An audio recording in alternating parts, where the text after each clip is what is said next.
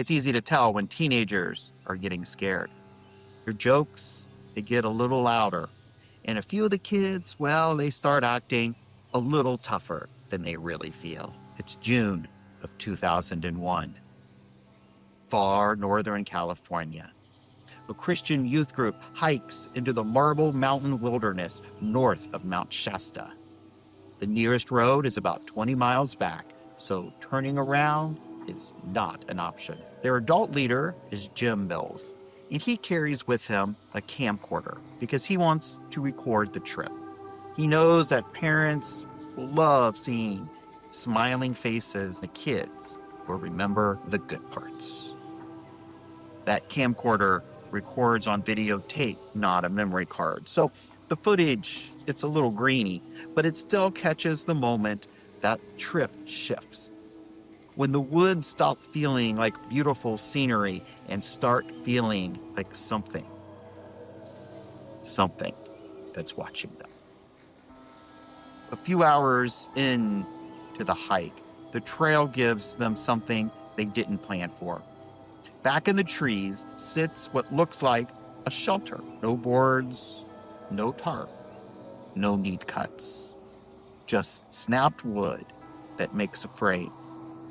Thick limbs are twisted and woven together like somebody used whole trees the way you and I would use 2x4s.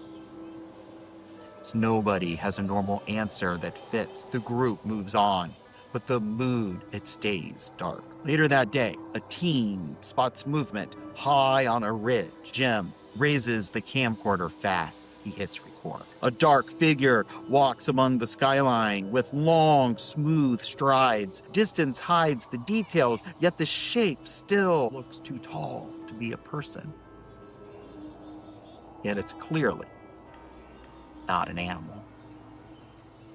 Arms hang low, shoulders look wide. The figure stops and it turns towards the group like it knows it's being watched. It shakes a tree and it begins pacing back and forth like the camera is making it angry. Then it slips away and it vanishes back into the timberline. Nightfall comes and camp gets quiet in a way teenagers almost never manage to be. Footsteps sound out beyond the firelight. Whatever is making the noise is not close enough to see, yet it's close enough to make everyone scoot towards the flames. Morning finally comes, and the group hikes out with tired eyes. Nobody wants to be the one in the back. Years later, after Jim dies, the video that he recorded surfaces, and it ends up circulating in Bigfoot circles, and people pick it apart frame by frame. Those teens, they don't argue about what they experienced. They remembered the snapped trees, a ridgeline silhouette, and the sound of something walking just outside of view. Tonight on the Parsonage Files, ordinary people who go into wild places and sometimes find themselves being noticed by the big guy himself. Christians meeting Bigfoot. That's tonight on the Parsonage Files. Welcome to the Parsonage Files. Join Pastor Rick and his brother Rob each week as they explore the odd, funny, and mysterious stories from the world of faith and church history. Let's get started. Here is Pastor Rick. Hi, everyone. Thanks for joining us here on the Parsonage Files. My name is Rick, and with me here is my brother Rob. And tonight we are talking all about Bigfoot, and in particular, when church folk run into the big guy in the woods. I'm excited to do this, Pastor Rick. I have not heard a number of these stories. Yeah, most of these stories are coming to us from the BFRO, or the Bigfoot Field Researchers Organization. If you don't know what that is, think of the television show Finding Bigfoot. Yes. There you go. And Which yours truly was on. That's true. Real quick, Rob, you were on an episode of Finding Bigfoot. More specifically, this side of my face was on That there. side of your face. You went to one of their tapings. I did. They walked right by me with a camera. And you got to ask the group a question. That got edited out. So That's how great my question was. It got edited out. You asked them a question and you wound up on the editing room floor. I did. But it would have been a great question if it had made it. So that is one. I was that close to celebrity. So that is Rob Burke's call to fame. He almost wound up with a speaking part on Finding Bigfoot. Life would not have been any better, huh? Absolutely. So Bigfoot, as far as paranormal topics, is probably number one in popularity. Oh, everyone knows Bigfoot. Everybody knows Bigfoot. So Jack Link's beef jerk. He's a television star, a movie star. Harry and the Hendersons is a biography of him. There are just a ton of festivals, even close to us here in Ohio. Although, isn't Ohio like the number 3 state for Bigfoot? It's one of the Bigfoot capitals. Yeah, like right behind like Washington and Oregon and Northern California. And being so Bigfooty, one would think that I would have run across him by now. All right, Rob, why don't you start us off with our first story, which comes to us from beautiful Southern Ohio in June of 2017. Absolutely. It comes from Ohio Brush Creek, which I'm not familiar with. I think it's just above Portsmouth. Okay. This story involves one Pastor Elaine Parker. Okay. She has a great idea. Pastor Rick, you've had great ideas, right? A few. You think this is going to be the best church outing ever, and I think she had that exact same thought on this. And so let's just give a little insight of who Pastor Elaine is. Okay. She's that kind of pastor who's like what you would call a head count pastor. She makes sure everyone is with her. She brings extra sunscreen in case she didn't bring it. She's got the Band-Aids. She is prepared. So she is prepared for anything. At least she thinks she's prepared for anything. So. All right. So they head down, put the kayaks into the water, and it's for all accounts, a nice, beautiful, picturesque trip for the first 10 or 15 minutes. Okay. Beautiful greenery on the sides, high brush, tree canopy, wind blowing. And as somebody who lived down that way for a few years, that is the part of the state where your GPS sometimes even stops working because you are out there. It's out there. Yeah. It's out there. So they're having a good time, and they're floating down the river. And about 10 minutes in, church member John Ellis looks up. Okay. And he's just looking around, and he notices a figure in the tree line. Like watching them? Watching them. Maybe a human, maybe an animal, not quite sure. And it's kind of standing there. It startles him at first. Okay. But he's like, whatever. And then as they're going, it seems like the figure is following them. And he's kind of not the kind of guy that wants to make a scene, right? He's just that nice, quiet guy, always helps out church, does picks up the chairs after events, just does his job, goes home, doesn't like to be the center of attention. But he knows that no one else sees this thing, and he's looking at it like, I should say something. So he's like, hey, Pastor Elaine, there's something over there. She's like, what? So they slow the boats down. She takes a look, and sure enough, there is something in the tree line. It could be a person, could be an animal, but looks more like a person standing there. And it's just kind of standing there looking like they're being watched. Can't really make anything out, just a figure. And so Pastor Elaine's like, okay, well, yeah, that's weird, but whatever. It's public land. You're allowed to be out here. So they continue going on down on the river. John just can't get it out of his head. What the heck is going on? He keeps seeing this thing on the ridgeline, and it looks like it's following them. And so now he's like, okay, what do I do? Pastor Elaine just said, don't worry about it. She's in charge. I don't want to be the boat rocker, literally, but this thing is following us. It's still over there. So they go a little further down, and then he's like, Pastor Elaine, it's still there. And she's a little annoyed, I'm sure. I mean, you're just like, really? You got to be that guy? And she looks up, and sure as heck, it's there still. Now, it's clearly following them. Now, can they tell what it is? No, they can't. I mean, there's just like a figure of some figure. Something. And it looks shaped like a very big man. And so they're like, that in itself is not good out in the middle of nowhere. There are reports of bears down that way, black bears. Right. But I got to tell you, I would be much more worried that it wasn't a bear, that it was a person. Right. And if it's a person, they seem to be wearing dark clothes. And that's troublesome. Right. Standing in the shadows wearing dark clothes, never indicative of something good happening. No, never. So they're a little on edge, but what are you going to do? So they keep going. Really not much of a choice what to do there. Then they hear it, a knocking sound. wood against wood, like someone take a baseball bat and screaming the side of a big tree. Kind of a pause, and they're like, "Did we just hear that?" Maybe it was a branch breaking, but it sure sounded like it wood on wood hitting. Yeah. And the figures is standing there, and so they start to go again, and then they hear 2 more whacks against the tree, and then a pause and 2 more. Now there's a rhythm going. Now they're freaked out. This is clearly not a branch falling. This is clearly something doing some type of signal. So, and they can all clearly hear this whacking noise. yes. Yeah. And there's, half dozen people on this trip. They all hear it. No one really speaks because what are you going to say? And so they just continue on down.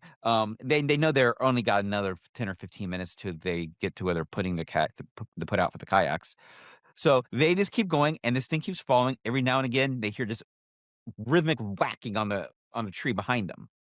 So they that would definitely be motivation to keep on moving. It is. So they just keep going silently but rapidly to the end. They get to the end. They jump out of their kayaks, pull to the shore. Guy with the pickup truck, who's towing the kayaks for them, he arrives to pick them up.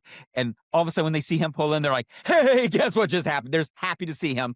They all just blurt out what had just happened to them. They were freaked out. They just wanted to go home. So nothing really more eventful happened than that. They loaded up the kayaks. They get home. Eventually, one of the members makes a report to the BFRO, who comes out and investigates. They don't really find anything, but according to the BFRO, which is the Bigfoot Field Researchers Organization, I believe so. They say that it's not uncommon to hear Bigfoot signaling to other Bigfoots with wood knocks. So obviously, you have watched an episode of Finding Bigfoot. I have, and wood knocking is a thing. Wood knocking is like their number one way of communicating with Bigfoot on that show. Is they take a baseball bat or a stick and they beat the bejeebers out of So it makes sense.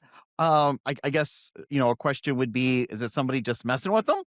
Messing with Sasq-Watched. But why would you be hanging out next to a river waiting for some kayakers to maybe wander by so I can then scare them? To what end do you get? To what end is that? That just seems like an odd. So it's a weird story. I mean, is there any proof? Again, back to what we discussed. Are we going to be able to prove this? Nobody recorded anything on their phones, no real evidence but it doesn't mean it didn't happen. So, Pastor Rick, I hear you have a story out of Florida. I do. This comes from the year 1977, and we are in the Ocala National Forest. 67-year-old Baptist pastor named Reverend S.L. Watley. Oh, that's strong. Back in the day when guys always went by the first 2 initials. You know what you should do? What? Is go by Reverend R.J. Burke. I'm going to start making them call me that tomorrow. Oh, and have it on the sign in front of the church? R.J. Burke? R.J. Burke. That's a way to attract the youngins. Oh, yeah. Yeah. The Gen Zers run right to R.J. Burke. Absolutely. So, Reverend Watley is cutting some wood with a chainsaw, and he apparently was kind of an old school guy. I'm imagining a guy that kind of smells like grease, gasoline. Yeah. Wears the big work gloves. Yep. He's got these big work gloves on, and you're going to accept Jesus or else. There you go. As he is finishing up his work, it's starting to get late.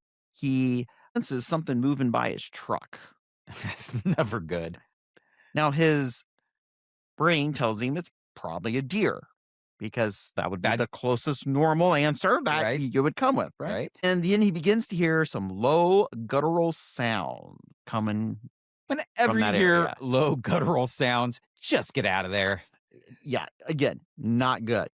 So Reverend Watley tries to ignore these sounds. He's got a few more things to finish up real quick. As a real man would. Yep, he tries to keep working. He fires up the saw again, but he just keeps... I'm not going to let a few guttural sounds keep me from cutting wood.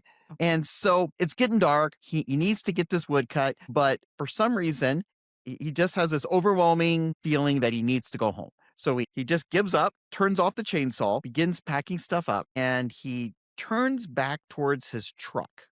And right behind his truck is this tree line. And standing there in the tree line, plain as can be, is what he calls a hairy man. Okay. He says that this... Like a hippie Harry? No, Harry, like Harry and the Hendersons. Oh. And he says that this figure was about 8 feet tall. covered its head and chest. It's a big, big boy. And he said he just stared at this thing for like 30 seconds, which is a long time. That is a long time. That's a long time. And he said it had a flat nose and deep set eyes. And exactly what you think a Bigfoot would look like. Yeah, exactly what you'd think a Bigfoot would look like. And he said the two just stared at each other. You know, in my mind, I'm like, I would run, but would you? I mean, if when something's totally out of the norm, Yeah, you have no idea how to react. You would think you would run. But this is the best part of the story right here. He said, first, fear set it.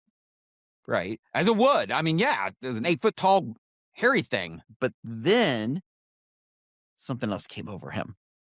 And this is how love. This is how we know that he is a tough old cuss. It wasn't love. It wasn't love. It was anger. For some reason, he has an overwhelming urge to fight. So what comes over the Reverend S.O. Watley isn't, let's talk about love. It's, I'm going to throw hands down this guy. Apparently, the first thing that comes to his mind is let's throw down. So he runs to his truck, grabs an axe. Oh, that escalated quickly. And he goes heading off towards Bigfoot with an axe. Teach you to stand there and stare at me. Now, by the time he reaches in his truck, gets the axe, turns back around, the Bigfoot is gone, which makes him even angrier. So because he's not there anymore? Because he's not there to fight. So I got to tell you, if somebody is playing the Reverend S.L. Watley in a movie, I think it's got to be Liam Neeson. Oh, yeah. Yeah, that's throwing down. Yeah, yeah. And so Bigfoot's gone. He doesn't see it again. That's a good thing for Bigfoot, because I mean he was about to get messed up. So Reverend Watley gets back to town, and the first thing he does is he begins to tell all of his friends about what he saw. Then he calls. Is that really the best idea? Then he calls the local newspaper and tells them about it. That's even a worse idea. And he becomes offended when the first question everybody asks him is, were you drinking? The thought comes to your mind is that, and he's using a chainsaw as a side note, never drink and use a chainsaw. Well, all right. So was he drinking? He says he hadn't had a drink in 40 years. Okay. Well, that's what you would say. I mean, but a question that I always ask is whenever somebody sees something weird, let's say Bigfoot or a UFO, they always assume you are inebriated in some fashion. When was the last time you knew somebody who drank too much, who said they saw Bigfoot? That's actually a really good point. Never was that ever. Generally doesn't make you hallucinate. It makes you angry. It makes you violent. It can make you belligerent, silly. But it doesn't generally make you hallucinate things. That's actually a really good point. Yeah. And they do all the time. That is always the thing. Other substances do. You might be asking about those, but drinking, I don't know that. Does drinking really make you hallucinate? I mean, I'm not an expert on it, but I've never heard anybody ever say that. Yeah, but that's the first question everybody asks. Well, were you drinking? Were you drinking? So that is the Reverend Watley's encounter with Bigfoot. I got to tell you, maybe not the most Christ-centered way of trying to meet a new creature. That's what I was expecting. Remember a few weeks ago we were discussing the aliens and the pastors welcoming them, saying, "Hey, welcome to Earth. Yeah, love Jesus." And I kind of thought that's where this was heading. Was, "Hey, Bigfoot, new friend. You know Jesus." He took the exact opposite tack of grabbing an axe and we're thrown down. Well, maybe to be fair maybe he just misunderstood radical hospitality. But my favorite part of the story is he grabs this axe and he just starts swinging it. He's like, "Let's go. It's on." Yeah. All right, Pastor Rick, do you have a story about Bigfoot and Christians that doesn't involve an axe? I do. This one involves church camp. So it's the late 1960s. And we are at a church camp in Washington State called Camp Timberlake.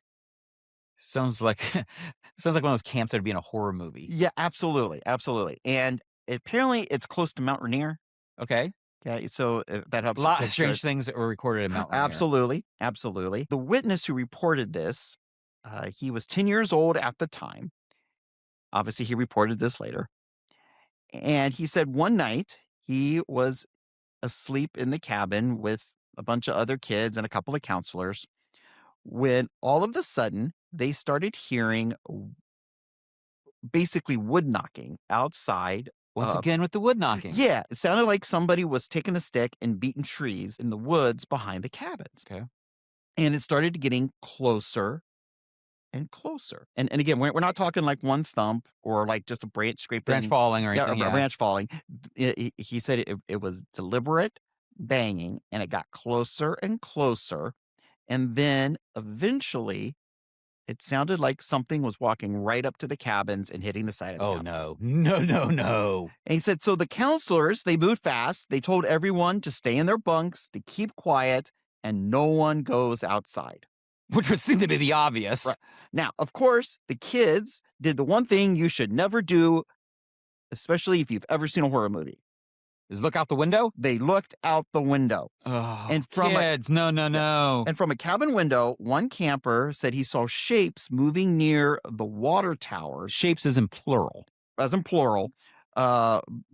a little water tower, and it sat between several of the cabins, and that there were these shapes moving around the base of this water tower. And the kid said that they were large, hairy men, and this kid that saw it, the witness didn't see it, right? But the kid who did see it said they were around 10 feet tall.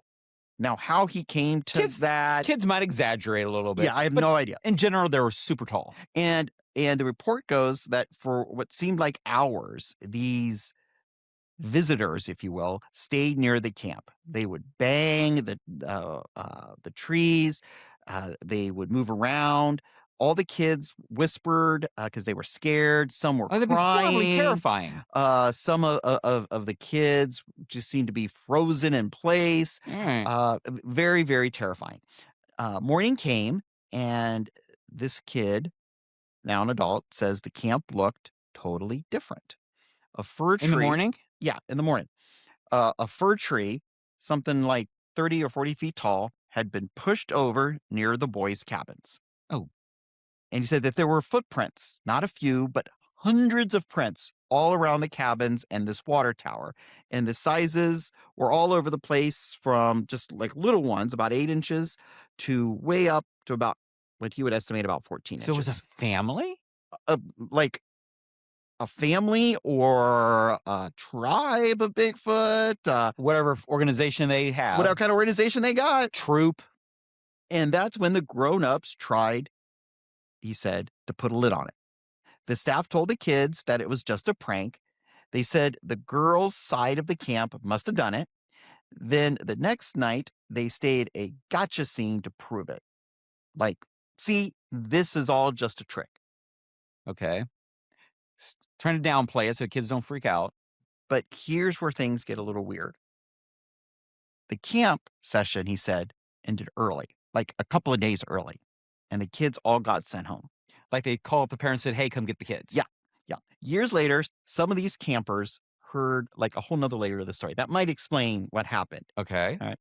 In that era, apparently some of the camps, they ran what I guess you could call high-intensity scare nights. Isn't this called hazing? Yeah, we'd probably call this hazing today.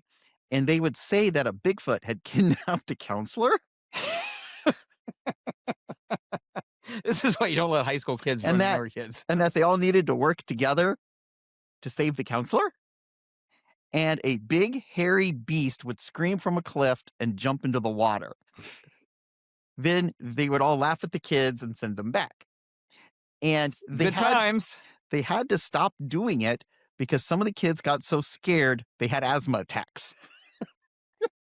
Who could possibly assume that would go wrong? And after parents threatened to sue, there we are. Bing, bing, bing, lawsuit. So is that what happened here at Camp Timberlake? Was this just some enhanced amenities to make the kids enjoy their experience and it got a little out of hand? Two thoughts, Pastor Rick. Yeah. One is, yes, and that's really a bad idea, but it is California. Or two, that was just a cover story that someone put on later for maybe one of the scary Bigfoot encounters. Yeah. Yeah. What do you think? Which one do you think? Is it just a cover story to get out of a I don't Bigfoot know. thing, or is it really just really bad ideas at church camp? All fun and games until a kid has an asthma Now, attack. could it have been something like that? That they were having, that the camp was having some sort of enhanced programming, and Bad idea. maybe it was a bad idea. It scared the kids too much, and that's why the camp wanted. Squad gets called, and now Right. we're done. Yeah. Or was it something else? Because if it was a prank that went too far, that doesn't explain how come a fir tree got knocked over. Well, I mean, you go back to the 30-foot fir tree. If it truly was knocked over, Yeah. that there's no real explanation for that, right? And well, I mean, there's an explanation for it, And but here's- it's not little girls. And next door. here is something else. Could it be that the prank story was a cover for what really happened? Okay, Rob, I don't know what to tell you about this. I'd like to say something profound, but there just isn't anything really They're profound. good stories. They're great stories. They really are. And I really think, for the most part, people are telling the truth. They're seeing something. Something, right? Now, is it some big, giant, monster, hairy guy? I don't know. I've never seen any. Monster's a little harsh. How about creature? But yes, I got your point. I don't want to hurt their feelings. But I don't know. Why would they make this up? Because these people, for the most part, all gave their names. It isn't like they were just making up. It's not anonymous. It's not anonymous. So why would you face public scrutiny?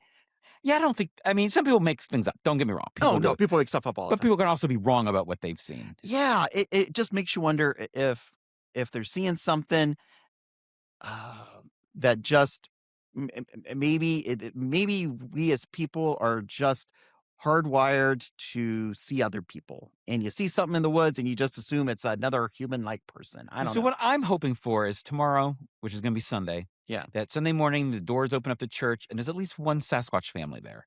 They're welcome. Now, could you imagine? Would we have to reinforce the pews?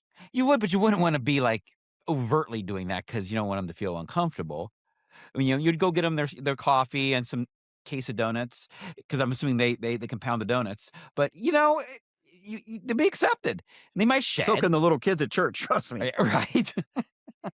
So yeah, no. I love a good Bigfoot story, though, Pastor Rick. I do. I think that these are fun stories. Again, nobody is injured in any of these stories. And there's a reason he's America's favorite cryptid. He is.